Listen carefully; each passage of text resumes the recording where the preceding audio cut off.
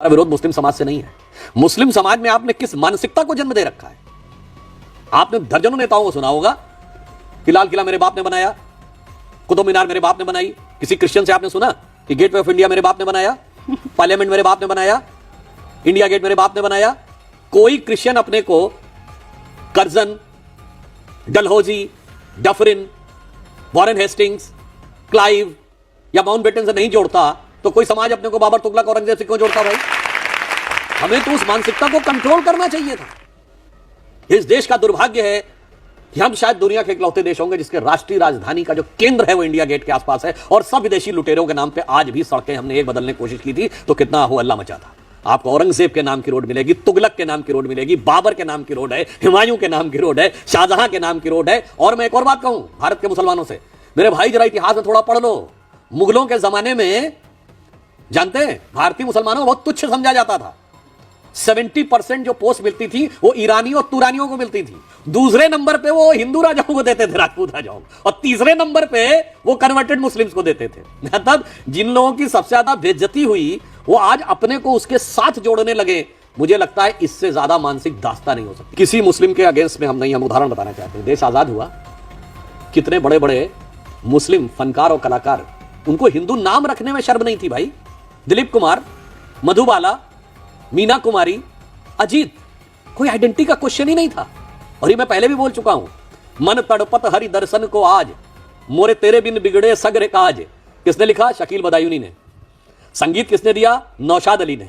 गाया किसने? मोहम्मद रफी ने। आज तीनों खिलाफ फतवा जारी हो जाता, क्योंकि तब ये देश सेकुलर नहीं था।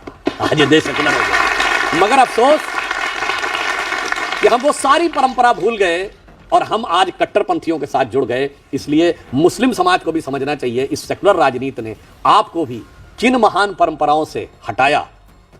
आज उस्ताद बिस्मिल्लाह खां के साथ कोई मुस्लिम नहीं अपने को जोड़ता। ब्रिगेडियर मोहम्मद उस्मान, भारत की सेना का पहला गैलेंट्री अवार्ड विनर, उसके साथ नहीं जोड़ता। वीर अब्दुल हमीद के साथ नहीं जोड़ता।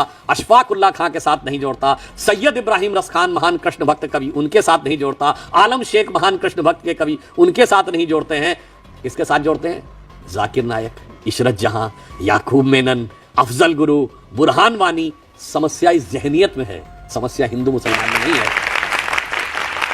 सुधांशु जी, आप खुद गीता पाठ करते हैं, उससे आप रेफरेंसेस लेते हैं, आप रामायण पढ़ते हैं, उससे आप रेफरेंसेस लेते हैं। तो गीता में से एक रेफरेंस मुझे ये मिला, मैं वो श्लोक पढ़ के आपके सामने रख दूं। अज्ञश्चा श्रद्धा नश्यच संशयात्मा विनश्यति नायम लोकोस्ते ना परो ना सुखम संशयात्मनः। इसका अर्थ ये है कि जो संशय करता है, जो संशय में रहता है, जो व्यक्ति हमेशा संदेह करता है, वो दुख में रहता है, पीड़ा में रहता है। लेकिन आज तो आपकी पूरी की पूरी सरकार के लिए एक संशय सा पैदा हो गया है विपक्ष के मन में। प्रियंका गांधी जब सदन में बोलती हैं तो कहती हैं कि कायर बहुत दिनों तक इस देश पर राज नहीं कर पाएंगे, ये देश बहुत दिनों तक कायरों के हाथ नहीं रहेगा। बिल्कुल, मगर शायद प्रियंका जी ने स्वयं नहीं पढ़ा है। हम दुनिया के इकलौते देश हैं जो 2000 साल तक विदेशी आक्रमण झेल कर भी बचे रहे। इसलिए नहीं बचे रहे कि जो लोग बहुत समझाने की कोशिश करते हैं, झापड़ मारो दूसरा गाल आगे कर दो। हम वीर थे, लड़ने वाले थे, और जवाब कैसे कैसे देते थे इसका उदाहरण भरा पड़ा है दुनिया के इतिहास में। चंद्रगुप्त मौर्य ने जब सेल्यूकस को हराया था, आज से 2400 साल पहले, वहां से लेके विक्रमादित्य ने शकों को हराया, किस प्रकार से समुद्रगुप्त ने हूणों को हराया, बप्पा रावल ने अरबों को हराया। बप्पा रावल ने जो तुर्कों को हराया, तो अरबों को हराया था, तो फिर अरब कभी यहां पे लौट के नहीं आए। ललितादित्य मुक्तापीठ जो कश्मीर का राजा था, कितनी दूर तक उसने सेंट्रल एशिया, आज का बहुत सारा चाइना, तिब्बत का एरिया। मगर अफसोस हमें क्या पढ़ाया गया? हमें हारने का इतिहास पढ़ाया गया, हमें जीतने का इतिहास नहीं पढ़ाया गया। हेमू ने जो पानीपत की दूसरी लड़ाई अकबर से हारा, कलकत्ता से लेकर दिल्ली तक 19 लड़ाइयां जीती, 19 में से एक का इतिहास आपने नहीं पढ़ा, हारने वाली लड़ाई। अभी आपने देखा होगा ना, बाजीराव मस्तानी फिल्म आई थी, पेशवा बाजीराव बल्लाड़ भारत के इतिहास के नहीं, दुनिया की हिस्ट्री के सबसे सफल जनरल्स में से एक। 40 लड़ाइयां लड़ी और 40 की 40 जीती, एक भी नहीं हारे। फिल्म में क्या प्रेजेंटेशन है? बेबस मजनू। सोचिए कि टोटल इंटेलेक्चुअल एस्टैब्लिशमेंट किस ढंग से प्रेजेंट करता था। और मैं कहना चाहूंगा, ये जो प्रियंका गांधी जी, कांग्रेस पार्टी तो उसी विचारधारा की है ना, जो अंग्रेजों से प्रेरणा लेते थे, जो अंग्रेजों के हिसाब से चलते थे। उनको भारतीयता के शौर्य और गर्व का कहां अनुभूति है? उनके लिए तो भारत डरा हुआ रहना चाहिए। क्यों? आपको याद है पार्लियामेंट की नई बिल्डिंग बनी थी, तो ये लोग कोर्ट गए थे बहुत से लोग कि उसके ऊपर जो शेर हैं वो आक्रामक दिख रहे हैं, इनको शेर बिल्ली जैसे चाहिए थे। मगर जब से एक शेर आके बैठ गया है, भारत माता का शेर दिल्ली में आके, तब से जितने भारत विरोधी हैं उनके मन में डर आने लगा है। यह बात सहज स्वाभाविक रूप से समझी जा सकती है। लेकिन वो तो ये भी कह रही हैं कि ये देश डर से नहीं चलेगा, ये देश संविधान से चलेगा, ये देश साहस से चलेगा। वो साहस की भी बात कर रही हैं। हाँ बिल्कुल, उन्होंने जो बात कही, साहस किसका, डर किसका। मैं याद दिलाना चाहता हूं, करीब 12-15 साल पहले की एक फिल्म है वेडनेसडे, नसीरुद्दीन शाह की। उसमें एक डायलॉग है कि आज जब कोई व्यक्ति घर से बाहर निकलता है तो हर 2 घंटे के बाद उसकी पत्नी उससे फ़ोन करके पूछती है ऑफिस पहुंच गए कि नहीं, चाय पी ली कि नहीं, खाना खा लिया कि नहीं। कि हाँ, वो ये नहीं जानना चाहती हर घंटे 2 घंटे के बाद कि चाय पिया, खाना खाया कि नहीं। वो ये जानना चाहती तुम जिंदा हो कि नहीं। क्योंकि ये वो दौर था जब इस देश में कहाँ धमाके नहीं होते थे। दिल्ली में, मुंबई में, गुवाहाटी में, पटना में, गया में, हैदराबाद में, चेन्नई में, नागपुर में, पुणे में, लखनऊ, फैजाबाद, वाराणसी, जयपुर। एक ऐसा इलाका बताइए जहां धमाके नहीं होते थे। चलती ट्रेन में धमाका, चलती बस में धमाका, रेलवे स्टेशन पे धमाका, बस स्टेशन पे धमाका, लिखा रहता था छूना नहीं, किसी चीज में धमाका हो सकता है। तब प्रियंका गांधी जी को डर नहीं लगता था। अब वो चीजें समाप्त हो गई, अब डर लगने लगा है। तब भारत डरा हुआ था, अब भारत स्वाभिमान से खड़ा हुआ है। अब भारत विरोधी शक्तियां डरी हुई हैं। ये अंतर आया है अब और तब के बाद।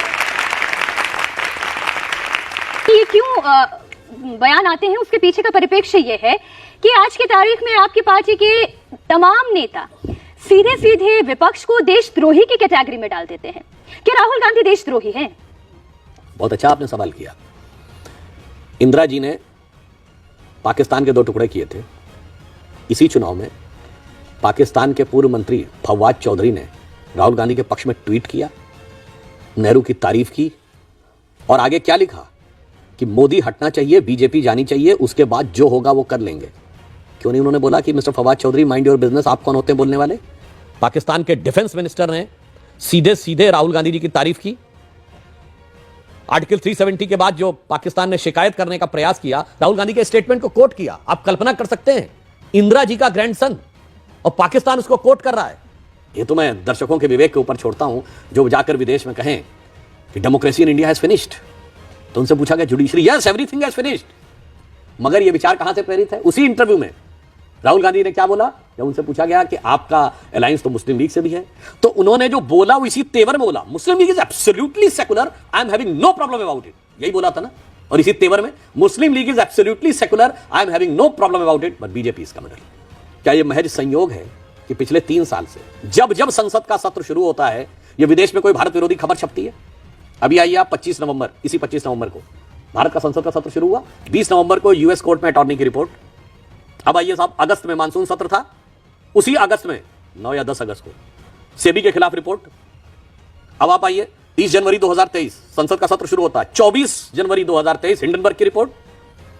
30 जनवरी को संसद का सत्र शुरू होता है, जाके डेट चेक कर लीजिएगा। 17 जनवरी बीबीसी की डॉक्यूमेंट्री मोदी जी के खिलाफ।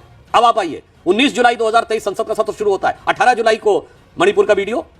अब आइए 2022 में 19 जुलाई को पेगासस की रिपोर्ट और 20 जुलाई को संसद का सत्र शुरू हो रहा है। और पीछे जाइए 29 या 30 जनवरी 2021 को भारत की संसद का सत्र शुरू होता है और 3 फरवरी 2021 को फार्मर्स की रिपोर्ट। और रिपोर्ट उधर से आती है और इधर से हल्ला मचाया जाता है। अब आप खुद समझ लीजिए, इतने सारे सीक्वेंस ये सिर्फ महज संयोग है या एक व्यवस्थित भारत विरोधी प्रयोग है? एक रिपोर्ट तो आप भी लेकर आ गए सोरोस पर। सोरोस हम नहीं लाए, सोरोस ने तो एलानिया कहा है कि मैंने $1 बिलियन रखा है मोदी की सरकार को हटाने के लिए। मैं विनम्रता और चुनौती से पूछता हूं, कोई भारत के इतिहास में कोई ऐसा चुनाव बताइए जब किसी विदेश में बैठे हुए पैसे वाले व्यक्ति ने, लोग बहुत कहते हैं ना कि वो पूंजीपति, अरे पूंजीपतियों का पूंजीपति बोल रहा है और पूंजी का अमाउंट बता के बोल रहा है मैंने $1 बिलियन रखा है मोदी की सरकार को हटाने के लिए। अब बहुत साफ बात थी, इतनी बातें वो कह रहे हैं, एक लाइन में बोलना चाहिए ना कि सोनिया गांधी जी उस फोरम की को प्रेसिडेंट हैं या नहीं, बात खत्म हो जाती। राहुल गांधी की यात्रा में चलने वाले सलील शेट्टी सोरस फाउंडेशन के वाइस प्रेसिडेंट है, सोरस ऑर्गेनाइजेशन के हैं या नहीं, सीधे बोल देना चाहिए था, बात खत्म हो जाती। ये जो आरोप प्रत्यारोप आपके और विपक्ष के बीच में है, इससे इतर जो आपने पहले इससे बात कही और आपने ये कहा कि हम लॉजिकल बात कर रहे हैं, आप ये कह रहे हैं कि हम संस्कृति और सभ्यता की बात कर रहे हैं। विपक्ष को परेशानी इसी बात की है कि आप हिंदुत्व, सनातन, महाकुंभ, प्रयागराज, आप ये सब बात करते हैं, आप दूसरे पक्ष की बात नहीं करते। इस हिंदुत्व सनातन के नैरेटिव को पिछले 10 सालों में इतना ताकतवर और इतना बड़ा बना दिया गया है कि उसके इर्द गिर्द बाकी तमाम नैरेटिव खत्म कर दिए गए हैं। देखिए, ये भारत की पहचान है। अभी कुंभ